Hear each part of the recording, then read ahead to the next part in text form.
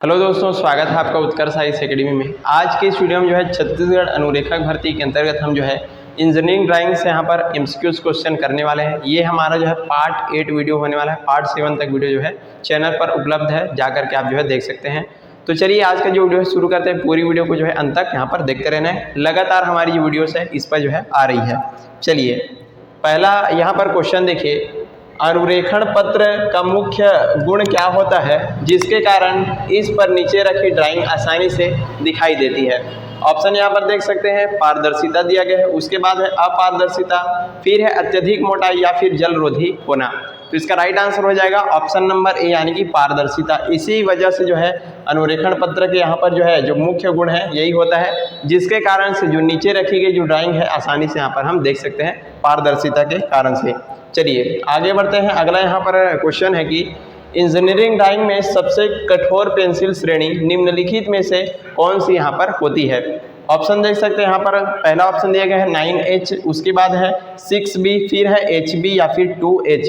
तो यहाँ पर हमको जो है सबसे कठोर ग्रेड की पेंसिल पूछा जा रहा है, इसी कारण से इसका राइट आंसर हो जाएगा ऑप्शन नंबर ए यानी कि 9H। H का मतलब यहाँ पर हार्डनेस होता है और B का मतलब होता है ब्लैकनेस। तो यहाँ पर 9H इसका राइट आंसर हो जाएगा। आगे बढ़ते हैं। अगला यहाँ पर क्वेश्चन देखते हैं, किसी वृत्त के व्यास के बराबर या उसके छोटे चाप को वृत्त के केंद्र से मिलाने पर बनने वाली जो आकृति है इसको जो है क्या कहा जाता है। ऑप्शन यहाँ पर देख सकते हैं, त्रिज्यखंड है, उसके बाद दिया गया है वृत्तखंड, फिर है चाप कर्ण या फिर स्पर्श रेखा। तो इसका राइट आंसर हो जाएगा ऑप्शन नंबर ए यानी कि इसको जो है त्रिज्यखंड कहा जाता है। आगे बढ़ते हैं। अगला क्वेश्चन है, रेखा चित्र पटल की लकड़ी में ऐंठन या मरोड़ रोकने के लिए इसके पिछले भाग पर क्या लगाया जाता है। ऑप्शन यहाँ पर देख सकते हैं, बैटन दिया है, फिर है स्ट्रिप, अगला ऑप्शन है एबोनी या फिर फ्रेम। तो इसका सही आंसर हो जाएगा ऑप्शन नंबर ए यानी कि इसमें जो है बैटन लगाया जाता है ताकि इसके जो ऐंठन है और मरोड़ है उसको रोका जा सके। चलिए आगे बढ़ते हैं। अगला क्वेश्चन है, विमांकन करते समय विमा रेखा वस्तु की सीमा रेखा से कम कितनी दूरी पर होनी यहाँ पर चाहिए।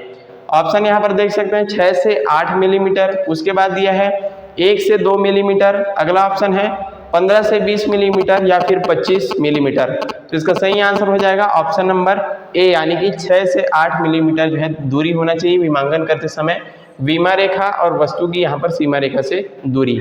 चलिए आगे बढ़ते हैं। अगला क्वेश्चन है, किसी झुकी हुई सतह की वास्तविक आकृति और आकार देखने के लिए किस विशेष समतल दृश्य की आवश्यकता होती है। ऑप्शन यहाँ पर दिया गया है, पहला है सहायक समतल दृश्य, उसके बाद दिया है सम्मुख समतल दृश्य, फिर है ऊपरी दृश्य या फिर पार्श्व दृश्य। तो इसका सही आंसर हो जाएगा ऑप्शन नंबर ए यानी कि सहायक समतल दृश्य की यहाँ पर हमको आवश्यकता होती है। चलिए आगे बढ़ते हैं। अगला यहाँ पर क्वेश्चन है, एक नियमित षट्भुज के सभी आंतरिक कोणों का योग जो है कितने अंश यहाँ पर होता है। ऑप्शन दिया गया है 720 अंश, इसके बाद है 540 अंश, 360 अंश या फिर 180 अंश। तो क्या पूछा जा रहा है, एक नियमित षट्भुज के सभी आंतरिक कोणों का योग हमको पूछा जा रहा है। इसका राइट आंसर हो जाएगा ऑप्शन नंबर ए यानी कि 720 अंश जो है इसका राइट आंसर यहाँ पर हो जाएगा। चलिए आगे बढ़ते हैं। अगला क्वेश्चन है, चांदे का उपयोग मुख्य रूप से किस कार्य के लिए यहाँ पर किया जाता है। ऑप्शन देख सकते हैं, कोणों को मापने और बनाने के लिए, उसके बाद है केवल समानांतर रेखाएं खींचने के लिए, केवल वृत्त बनाने के लिए या फिर अक्षरों की छपाई के लिए। तो इसका राइट आंसर हो जाएगा ऑप्शन नंबर ए यानी कि कोणों को मापने और बनाने के लिए जो है चांदे का जो उपयोग है यहाँ पर किया जाता है। चलिए अगला क्वेश्चन देखते हैं, 9वां नंबर, किसी शंकु को उसके अक्ष के समानांतर और शीर्ष बिंदु से होकर काटने पर कटान तल पर कौन सी ज्यामितीय आकृति हमको प्राप्त होती है। ऑप्शन देख सकते हैं यहाँ पर है त्रिभुज, उसके बाद दिया गया है वृत्त, फिर है दीर्घवृत्त या फिर परवलय। तो इसका राइट आंसर हो जाएगा ऑप्शन नंबर ए यानी कि यहाँ पर हमको त्रिभुज प्राप्त होता है। चलिए अगला क्वेश्चन है, अक्षरांकन करते समय दो शब्दों के बीच मानक रूप से कितना स्थान छोड़ा जाना चाहिए। ऑप्शन यहाँ पर देख सकते हैं, अक्षर की ऊंचाई के बराबर स्थान, फिर है 2 अक्षरों के चौड़ाई के बराबर, उसके बाद है कोई स्थान नहीं छोड़ना चाहिए या फिर 1 मिलीमीटर। तो इसका सही आंसर हो जाएगा ऑप्शन नंबर ए यानी कि अक्षर की ऊंचाई के बराबर जो स्थान है यहाँ पर हमको छोड़ना चाहिए जब भी अक्षरांकन करते समय दो शब्दों के बीच की यहाँ पर दूरी पूछा गया था। चलिए अगला क्वेश्चन है, साधारण पैमाने की सहायता से एक साथ अधिकतम कितने लगातार इकाइयों को मापा जा सकता है। ऑप्शन दिया गया है 2 इकाइयाँ, 3 इकाइयाँ, 4 इकाइयाँ या फिर केवल 1 इकाई। तो इसका सही आंसर हो जाएगा ऑप्शन नंबर ए यानी कि 2 इकाई। यहाँ जो है इसका सही आंसर यहाँ पर हो जाएगा। अगला क्वेश्चन है, ड्राइंग शीट पर जो है विमांकन तीर के निशान की लंबाई और चौड़ाई का मानक अनुपात यहाँ पर क्या होता है। ऑप्शन देख सकते हैं 3:1, 1:1, 5:2 और 2:1। तो इसका सही आंसर हो जाएगा ऑप्शन नंबर ए यानी कि 3:1। हमेशा इसको जो है याद रखिए, ये जो है लंबाई और चौड़ाई के यहाँ पर अनुपात होता है विमांकन के तीर के निशानों का। चलिए आगे बढ़ते हैं। अगला क्वेश्चन है, एक पूर्ण वृत्त का आइसोमेट्रिक प्रक्षेप खींचने पर वह किस आकृति में परिवर्तित हो जाता है। ऑप्शन दिया गया है यहाँ पर दीर्घवृत्त है, फिर है परवलय, आयत और दिया है वर्ग। तो इसका राइट आंसर हो जाएगा ऑप्शन नंबर ए यानी कि जो है दीर्घवृत्त में परिवर्तित हो जाता है। आगे बढ़ते हैं। अगला क्वेश्चन है, किसी बेलन का सम्मुख दृश्य और ऊपरी दृश्य क्रमशः किस प्रकार दिखाई देता है।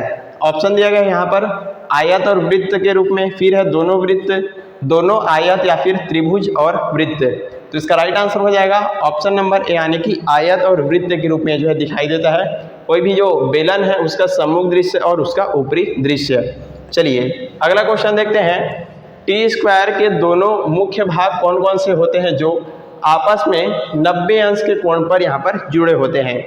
ऑप्शन देख सकते हैं यहाँ पर दिया गया है स्टॉक और ब्लेड है, फिर दिया गया है हेड और टेल, फिर है फ्रेम और स्केल और अगला दिया है पट्टा और किनारा। तो इसका राइट आंसर हो जाएगा ऑप्शन नंबर ए यानी कि स्टॉक और ब्लेड, ये जो है एक दूसरे से यहाँ पर 90 अंश के कोण से यहाँ पर जुड़े होते हैं। और यहीं पर आज का हमारा जो वीडियो है समाप्त होता है। हमने काफ़ी अच्छे तरीके से आपको ये जो क्वेश्चन है उसको समझा दिया। आई होप आपको सारी चीज़ें अच्छे से समझ में आगे होगी। इसी तरीके से जो वीडियो से लगातार आती रहेंगी, आप हमारे चैनल के साथ जुड़ सकते हैं, अपनी तैयारी को मजबूत कर सकते हैं। Thank you so much.